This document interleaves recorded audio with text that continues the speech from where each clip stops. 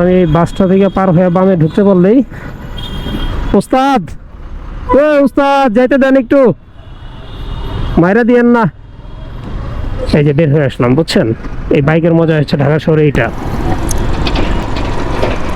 Hey guys, welcome back to my channel and you are watching Terosri Vlog.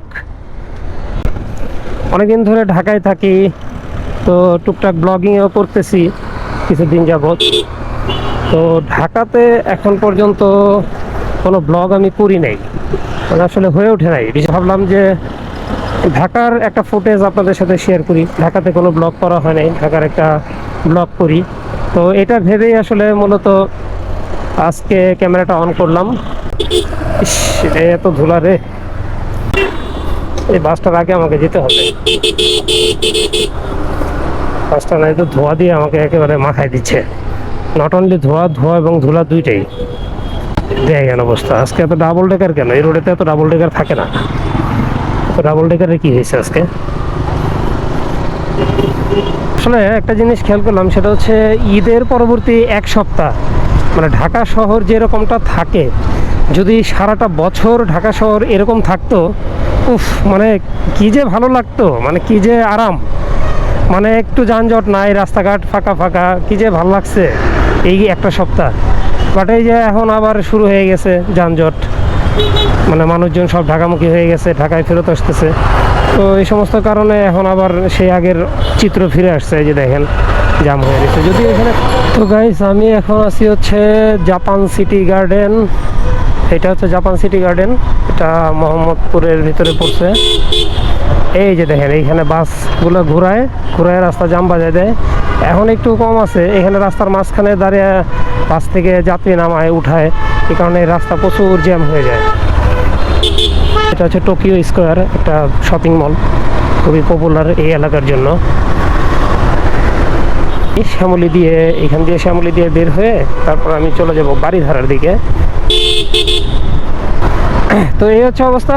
আজকে বের হইলাম ঢাকা সিটিতে একটু ভিডিও করার জন্য। ঢাকা সিটিতে এর আগে আমি কোনো ব্লগ করি নাই, তো এটা আমার ফার্স্ট টাইম ঢাকা সিটিতে ব্লগ। আশা করি ভিডিওটা আপনাদের কাছে ভালো লাগবে। এবং আসলে মোটো ব্লগিং বলতে আমি তেমন কিছু বুঝি না। মোটো ব্লগিং আসলে ওইরকম, মানে মোটো ব্লগিংয়ে কী বলতে হয় বা কী না বলতে হয়, এগুলো আমি এত কিছু আসলে বুঝিও না, কারণ যেহেতু আমি নতুন শুরু করছি। তো আমি আসলে ওই জাস্ট আপনাদের সাথে একটু গল্প গুজব করি মোটরসাইকেলে বসে, এটাই আমার কাছে মোটো ব্লগিং মনে হয়। এবং আমি আসলে এটাই করে থাকি সবসময়, আপনারা খেয়াল করে দেখবেন। হ্যাঁ, মাঝে মাঝে দু একটা একটু যে রাস্তাঘাটের ভিডিও করি, যে এই রাস্তাটা কতটুকু হেল্পফুল একটা মানুষের জন্য, এতটুকু করি।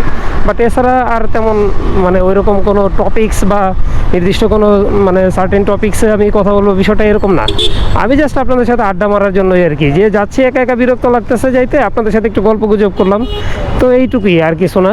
তো আপনারা একটু কাইন্ডলি সাপোর্ট করবেন, আমার ভিডিওটা দেখবেন, ভালো লাগলে লাইক করবেন, কমেন্ট করবেন, একটু শেয়ার করে দিবেন, তাহলে একটু আমারও ভালো লাগলো, আমি একটু মোটিভেট হলাম যে না, আমার অডিয়েন্স, আমার ভিউয়ার্স ভিডিওগুলো দেখতেছে। তো এই জিনিসটা আসলে খুব দরকার, কারণ আমার মোটিভেশনটা যদি না কাজ করে, আমার আসলে আর ভিডিও বানাইতে ইচ্ছে করবে না, এটা সত্যি কথা। কারণ অনেক ইউটিউবারের কথাই আমি শুনছি বা অনেকেই দেখছি বিভিন্ন সময় ইউটিউবে, যে তারা একটা সময় মানে শুরু করে, বাট কোনো একটা সময় যে সেটা আর ওইটাকে শেষ করতে পারে না, বিকজ তারা ওই মোটিভেশনটা আর পায় না। আমার ভিডিওটা যখন আপনারা দেখবেন, আমার ভিডিওতে যখন আপনারা একটু রিয়্যাক্ট করবেন, তখন হচ্ছে আমার একটু ভালো লাগবে যে না, আমার ভিডিওটা যেহেতু দর্শক দেখতেছে, তাহলে আমি একটু চেষ্টা করি ভিডিও বানানোর জন্য। তখন আমি নতুন করে আবার ভিডিও বানাতে একটা উৎসাহ পাবো। জাস্ট এতটুকুই আপনাদের কাছে রিকোয়েস্ট, সেটা হচ্ছে ভিডিও ভালো লাগলে একটু দেখবেন, আর হচ্ছে ভিডিওটা লাইক করে দিবেন, আর আমার চ্যানেলটা সাবস্ক্রাইব করে আমার পাশে থাকবেন, এটুকুই আপনাদের কাছে চাওয়া। তো চলেন যাই আস্তে আস্তে সামনে, যে আবার কথা হবে আপনাদের সাথে। আমি প্রায় চলে আসছি শ্যামলীর দিকে। দেখতে পাচ্ছেন মেট্রো রেল যাচ্ছে উপর দিয়ে, আশা করি দেখতে পাচ্ছেন, অল্প অল্প দেখা যাচ্ছে। মেট্রো রেলটা চলে গেল। তো আমি আসি হচ্ছে আগারগাঁও সিগন্যালে, এই আমার হাতে বাম পাশে মেট্রো রেল স্টেশন, ওই যে দেখেন আগারগাঁও মেট্রো রেল স্টেশন, ওই যে ওইখানে। আর আমি চলে যাব হচ্ছে সোজা প্রধানমন্ত্রী কার্যালয়ের সামনে দিয়ে বের হয়ে চলে যাব আর কি।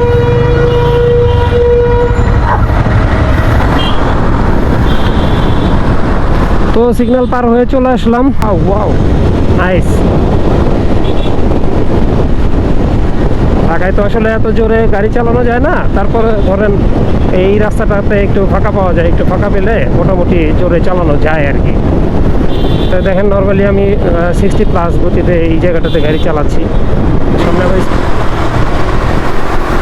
তো এখন আমি উঠে যাব মহাখালী ফ্লাইওভার, যেটা ঢাকার সবচাইতে পুরাতন ফ্লাইওভার, মানে ফার্স্ট ফ্লাইওভার, যেটা প্রথম ঢাকা শহরে যে ফ্লাইওভারটা হয়েছিল সেই ফ্লাইওভারে এখন উঠতেছি আমি। এরপরে আরও অনেক ফ্লাইওভার হয়েছে, কত এক্সপ্রেসওয়ে হয়েছে, কত মেট্রো রেলের হয়েছে। ঢাকা সিটি অনেক চেঞ্জ হয়ে গেছে, ঢাকা সিটি আগের মতো নাই। ওই যে দেখেন ওপর দিয়ে এক্সপ্রেসওয়ে।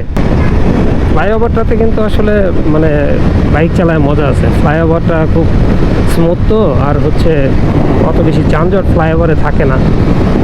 দেখেন 77, 78, 80তেও চালানো যায়, এদিক দিয়ে 80, 82 চালানো যায়। মহাখালী পার হয়ে এখন আছে হচ্ছে এই চেয়ারম্যান বাড়ি, সৈনিক ক্লাব, বনানী, এই সমস্ত জায়গা আর কি। যাই হোক, জায়গাগুলোর নাম আপনাদের সাথে না বলি, আপনারা দেখলেই বুঝতে পারবেন। বিশেষ করে যারা ঢাকায় থাকেন তাদের তো আর বোঝানোর কিছু নাই, তারা এমনিতেই বুঝবেন। এই দেখেন আবার যানজট শুরু। এই যে কি অশান্তি যানজট নিয়ে, মানে ঈদের পরবর্তী সময়টা যে কি আরামে চলাফেরা করতে পারছি, রাস্তাঘাটে যানজট নাই, কি যে ভালো লাগছে। আর এখন যেটা হয়েছে সেটা হচ্ছে সেই আগের চিত্র ঢাকার শহরে ফিরে আসছে, সেই চিরাচরিত যানজট। তো চলুন যানজট পার হই, সামনে যে আপনাদের সাথে আবার কথা বলতেছে। এইখানে যানজট হওয়ার আরেকটা কারণ কি জানেন, এই যে হাতের ডানে হচ্ছে একটা আছে, মানে ইউটার্ন আছে। এই ইউটার্নের কারণে এই জায়গাটাতে একটু যানজট লাগে, বিশেষ করে সিগন্যালে এই যানজটগুলো আসলে বেশি ঢাকা সিটিতে। সিগন্যালের ভিতরে এই যানজট বেশি লেগে থাকে। এই যে প্রাইভেট কারটা এসে বামে চাপাই দিল, আমি যেতে পারলাম না। আমার বাম দিয়ে ঢুকলে সুবিধা হইতো, আচ্ছা এখান দিয়ে ঢুকে দিই। ঢাকা সিটিতে এইটাই প্রবলেম আসলে, ওই দেখা গেল যে চিপা চাপা এদিক সেদিক করেই আসলে বের হইতে হয়, যেতে হয়, এছাড়া তো যাওয়া যাবে না।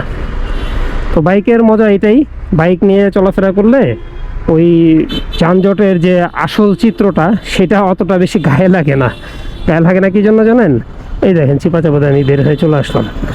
এখন আমি বাসটা থেকে পার হয়ে বামে ঢুকতে বললেই, উস্তাদ ও উস্তাদ যাইতে দেন একটু, মাইরা দিয়েন না।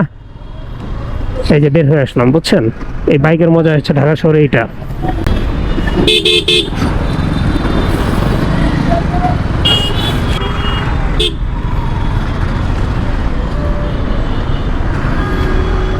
এগুলো আসলে ঢাকা শহরের মানে নিত্যদিনের চিত্র। এতে আসলে এত মানে অবাক হওয়ারও কিছু নাই, এটা আপনারা সবাই জানেন। আপনাদের সাথে কথা বলবো, একটা ভিডিও বানাচ্ছি, এই কারণে এইসব দেখানো, এইসব গল্প গুজব করা, আর কিছুই না। ঢাকা সিটিতে আমার এই দেখছেন মাঝখানে দাঁড়ায় যাত্রী উঠাইতেছে, বামে ঢুকে যাই, বামে ঢুকে না গেলে বেরোইতে পারবো না। তো সোজা চলে গেছে হচ্ছে উত্তরা রোড, উত্তরা এয়ারপোর্ট। এই ফ্লাইওভার দিয়ে উঠে গেলে, বাট আমরা ওখান দিয়ে যাবো না, আমরা এই পাম দিয়ে ঢুকে আমরা হচ্ছে এই ক্যান্টনমেন্টের ভিতরে ঢুকলাম আর কি। এই ক্যান্টনমেন্টের ভিতর দিয়ে আমি চলে যাবো। আমরা ট্রেন আসবে তো, ওইখানে রেল ক্রসিং বন্ধ করে দিয়েছে। হ্যাঁ ওই দেখেন বন্ধ। আমি একটু আমি ঘুরে যাব, আসলে ঘুরে যাব বলতে এটা যদিও ঠিক না, এই জায়গাটা দিয়ে মানে একটু রং সাইড দিয়ে যেতে হয় আর কি, এটা আসলে ঠিক না আমার। তারপরও যাই আর কি, আমি কী করবো, কারণ ওইখানে আটকাই দিচ্ছে। ওখানে আমার তো এমনি অফিসে লেট হয়ে গেছে, আরও লেট হয়ে যাবে। আমি এর জন্য অনেক দুঃখিত আপনাদের কাছে, এবং এটা আসলে ঠিক না, এটা করা উচিত না। এই রেল লাইনটা মাঝে মাঝে জানেন এখানে কি হয়, মাঝে মাঝে এদিক দিয়ে ট্রেন যায়, এদিকে যখন ট্রেন যায় না তখন খুব সুন্দর লাগে, মানে ট্রেনটাও যাচ্ছে আমিও যাচ্ছি। ট্রেনটা আসবে একটু পরে, ট্রেনটা আসবে, তো যদি এই টাইমিংয়ে মিলে তাহলে ট্রেনটা আপনাদেরকে দেখাতে পারবো, আর না মিললে তো নাই। এবং এখানে একটা রুলস রেগুলেশন মেনে চলতে হয়, তো এটা আর্মিদের এরিয়া, তো এখানে চাইলেই হুটহাট করে আমি গাড়ি থামাতে পারবো না। গাড়ি মানে একটা নির্দিষ্ট স্পিড আছে, স্পিড লিমিট আছে, স্পিডের বাইরে যাওয়া যাবে না। মনে হচ্ছে না আজকে ট্রেনে দেখা পাবো, ট্রেনে দেখা পাইলে ভালো হতো, আপনাদেরকে দেখাইতে পারতাম। আমি চলে আসছি, আস্তে আস্তে ঢুকে যাই, কারণ আমার অফিসে ঢুকতে হবে, তাহলে আমার আবার লেট হয়ে যাবে। তো যাই হোক, ভিডিওটা কেমন লাগলো একটু কমেন্ট করে জানাবেন, আর ভিডিওটা ভালো লাগলে একটা লাইক করে দিয়েন, আর চ্যানেলে নতুন হলে অবশ্যই সাবস্ক্রাইব করে হয়ে যাবেন আমাদের পরিবারের একজন সদস্য, এবং আমাকে প্লিজ সাপোর্ট করবেন। আপনাদের সাপোর্ট আমার আসলে খুবই দরকার।